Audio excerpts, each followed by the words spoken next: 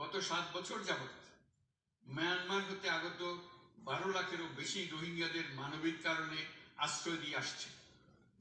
এর ফলে আমরা বিরাট সামাজিক, অর্থনৈতিক, পরিবেশগত ক্ষতির সম্মুখীন হচ্ছি।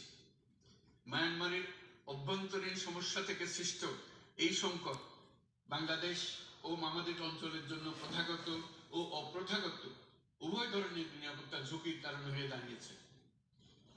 মায়ানমার থেকে বাংলাদেশে বলপূর্বক বাস্তুচ্যুত রোহিঙ্গাদের সহায়তা করতে আমরা অঙ্গীকারবদ্ধ। আমরা রোহিঙ্গাদের জন্য মানবিক সহায়তা কার্যক্রম চালু রাখা এবং তাদের টেকসই প্রত্যাবাসন নিশ্চিত করার উদ্দেশ্যে আন্তর্জাতিক সম্প্রদায়ের পর্যাপ্ত সহায়তা অব্যাহত রাখার আহ্বান জানাচ্ছি। রোহিঙ্গাদের সাথে সংগঠিত হওয়া ব্যাপক ভিত্তিক মানবাধিকার লঙ্ঘনের জন্য আন্তর্জাতিক বিচার আদালত এবং আন্তর্জাতিক অপরাধ আদালতে চলমান বিচার প্রক্রিয়ার মাধ্যমে ন্যায় বিচার নিশ্চিত করাও সমানভাবে গুরুত্বপূর্ণ। রোহিঙ্গারা যাতে নিজ দেশে স্বাধীন এবং মর্যাদাপূর্ণ জীবন যাপন করতে পারে সেই লক্ষ্যে অনুকূল পরিবেশ তৈরিতে জাতিসংঘ অন্যান্য আন্তর্জাতিক প্রতিষ্ঠানের ধারাবাহিক প্রচেষ্টার প্রশংসা দাবিদার।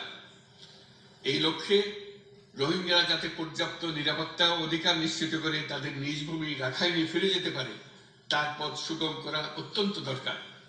মায়ানমারের প্রতিনিয়ত পরিবর্তনশীল অবস্থা বিবেচনা রেখে বাংলাদেশ আন্তর্জাতিক সম্প্রদায়ের সাথে একযোগে রোহিঙ্গাদের নিজ দেশে মর্যাদাপূর্ণ টেকসই প্রত্যাবাসনের জন্য পরিবেশ সৃষ্টিতে কাজ করতে প্রস্তুত।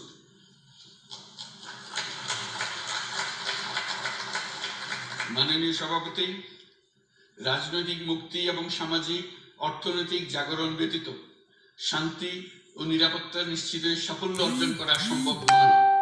প্রায় 1 দশক পূর্বে বিশ্ব সম্প্রদায় সর্বসম্মতক্রমে এজেন্ডা 2030 প্রণয়ন করেছিল। আমরা